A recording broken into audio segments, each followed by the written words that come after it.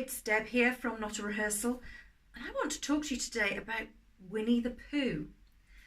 Now, if you've never been in an abusive relationship, first of all, you're lucky. But secondly, you'll never know how the most innocuous of items can trigger a flashback, a memory to a more painful, difficult time. And I was having a conversation with somebody recently about Winnie the Pooh. Now, Winnie the Pooh is that lovable children's character where you've got Winnie, you've got Eeyore, you've got Tigger, and you've got Piglet. Absolute children's favourites. What on earth could be horrific, offensive about Winnie the Pooh and his friends and the gang in the 100-Acre Wood? Well, nothing, realistically. But for me, Winnie the Pooh is full of so many bad memories. You see, when I was pregnant with my son, my then husband was laid off from work. And because I was still working, he decided that he was going to help me out so that I didn't have to do too much whilst I was pregnant. And on the face of it, that sounds good. But put that into the context of a psychologically abusive relationship or coercive, controlling relationship, and it becomes a little bit more sinister.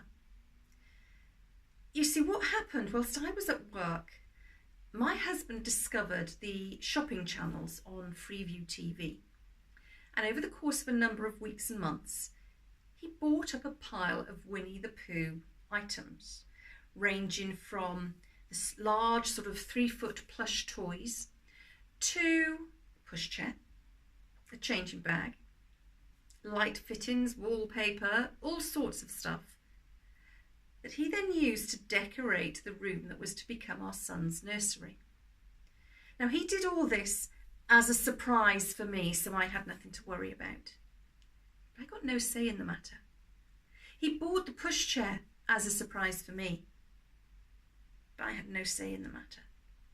He had decided that our son's theme was going to be Winnie the Pooh, and he was going to make sure that happened. In the meantime, I had been looking forward to going out and choosing a pushchair for my first child, my only child actually, going out and selecting the colours we were going to put in the nursery, picking the bedding and little things like that that all new mums want to do the first time they have a child. And all that was taken away from me.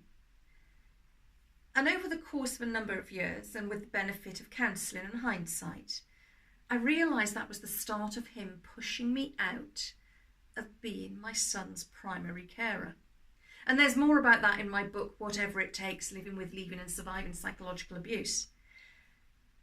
But each time I see a child with a Winnie the Pooh toy, or I talk to somebody about Winnie the Pooh, these really innocuous children's toys, I'm taken back to that moment where I was pushed out of being a mum.